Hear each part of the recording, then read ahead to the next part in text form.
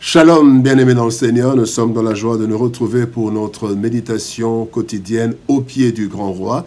Nous sommes le mercredi 10 juillet 2024 et nous vous saluons au nom de notre Seigneur et Sauveur Jésus-Christ. Pour notre méditation ce jour, nous allons lire un texte dans les psaumes. Le psaume 31, nous lirons le verset 25 dans deux versions. Dans 8 secondes, il est écrit « Fortifiez-vous et que votre cœur s'affermisse.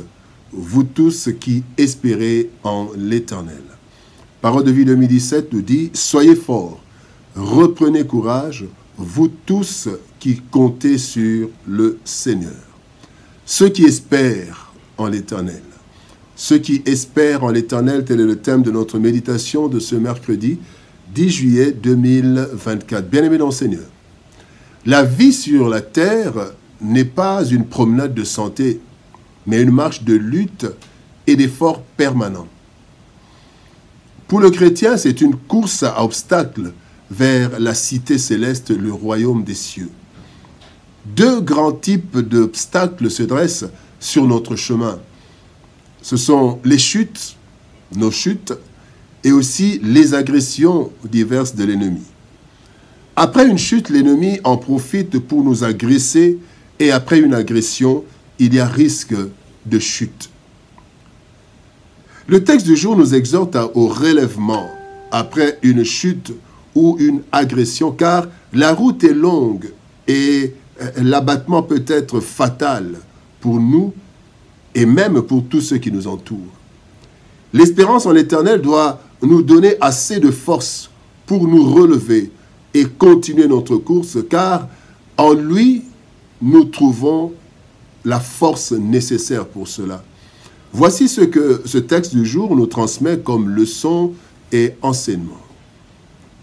Première leçon, parlons des réalités du chemin. Les réalités du chemin.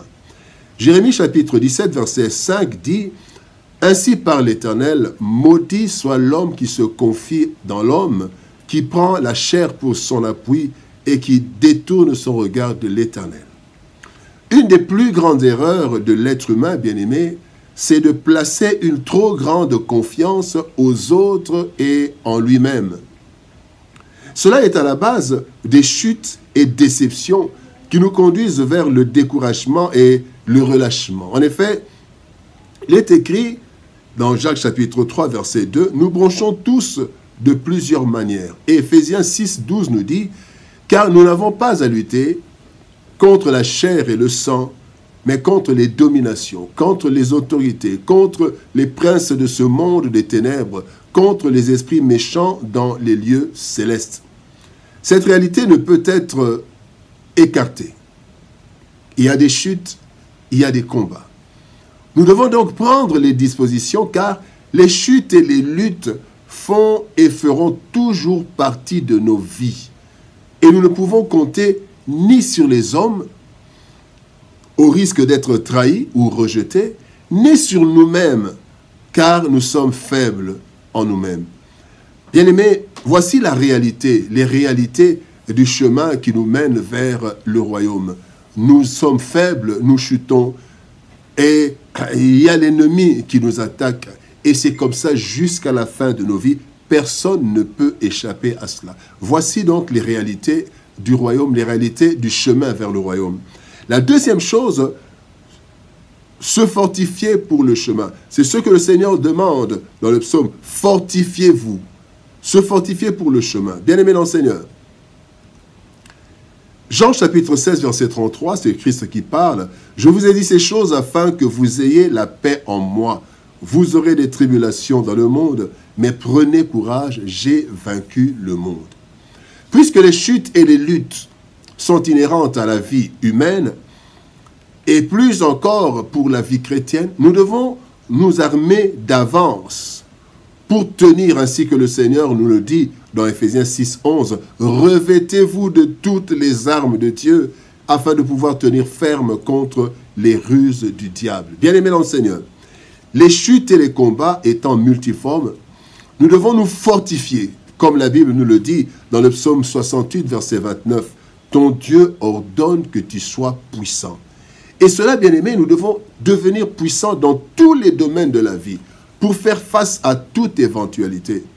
Pour cela, nous devons faire tous nos efforts. Selon le 2 Pierre chapitre 1er, versets 5 à 7, il est dit « À cause de cela même, faites tous vos efforts pour joindre à votre foi la vertu, à la vertu la science, donc la connaissance, à la connaissance la science, la tempérance, à la tempérance la patience, à la patience la piété, à la piété l'amour fraternel, à l'amour fraternel la charité. » Bien-aimés dans le Seigneur, nous devons donc nous efforcer à avoir toutes ces choses en nous, parce que devant nous, il y a risque de chute, devant nous, il y a risque de combat, donc nous devons avoir la conscience, la connaissance, nous devons avoir les vertus, nous devons avoir les tempérances pour pouvoir résister.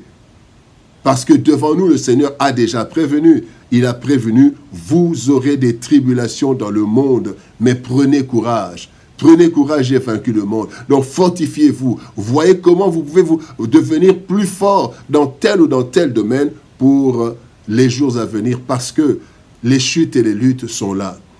La troisième partie, la troisième leçon, affermir le cœur sur le chemin. Et c'est ce que le Seigneur demande dans le psaume. Il dit que votre cœur s'affermisse. Bien-aimé dans le Seigneur.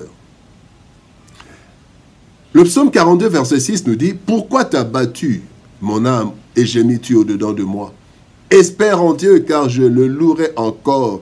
Il est mon salut et il est mon Dieu. » Dans les moments de chute, de trahison et autres situations qui perturbent notre marche, nous devons affermir notre cœur, qui a tendance à s'abattre dans toutes les situations qui nous secouent, bien-aimés. Notre âme s'abat. Alors voici quelques paroles qui peuvent nous affermir. Jean 14, 1 nous dit que votre cœur ne se trouble point. Croyez en Dieu et croyez en moi. Un deuxième texte, le psaume 23, verset 4. Quand je marche dans la vallée de l'ombre de la mort, je ne crains aucun mal, car tu es avec moi.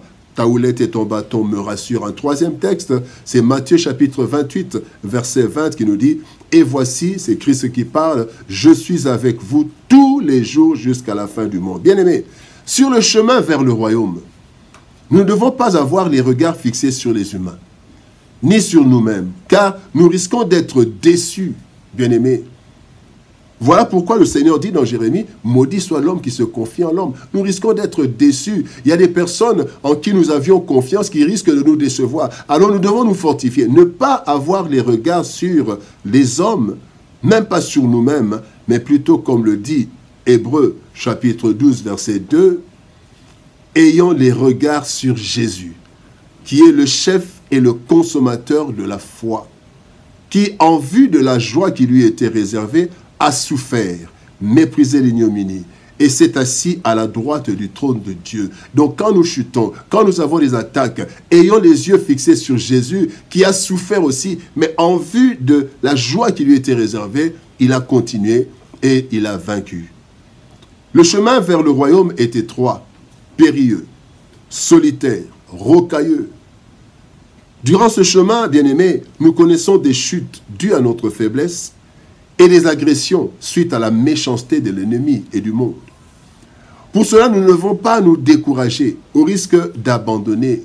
Il nous faut trouver la force auprès du Seigneur à travers les Saintes Écritures, à travers la vie de prière.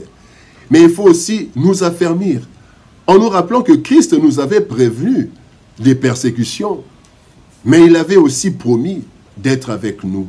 Ceux qui espèrent en l'Éternel doivent se fortifier et s'affermir en Jésus-Christ, car le chemin est long, les combats sont là, mais quand nous nous fortifions et nous affermissons en Jésus, nous arriverons jusqu'à la fin. Prions. Éternel Père de gloire, Dieu Tout-Puissant, merci pour ton amour et ta bonté. Seigneur, merci parce que tu nous rappelles aujourd'hui, en ce jour, que les chutes et les combats font partie de notre vie, mais nous ne devons pas nous abandonner, nous ne devons pas tout abandonner, nous ne devons pas relâcher. Nous devons fixer les yeux sur toi, toi qui es l'auteur et le consommateur de notre foi. Seigneur, merci. Merci parce que en nous fortifiant, nous allons rencontrer des problèmes, c'est vrai, des chutes, des combats, mais nous serons déjà prêts, nous serons déjà affermis. Et quand, Seigneur, au-delà de gloire, il y aura des choses qui auront tendance à nous décourager, nous nous dirons, le Seigneur nous avait déjà prévenus. Mais le plus important, c'est d'arriver jusqu'au bout. Seigneur, aide-nous, à travers la parole, à travers la prière, à être forts et à nous relever chaque fois que nous sommes secoués. Bénis ta parole, éternel Dieu de gloire, et bénis ton peuple. Au nom de Jésus-Christ, notre Seigneur et Sauveur, nous avons ainsi prié, Père. Amen. Bien-aimés dans le Seigneur, que Dieu nous bénisse. Shalom, au revoir, et par la grâce de Dieu, nous nous retrouvons demain pour une nouvelle méditation au pied du grand roi. Shalom, au revoir et à demain.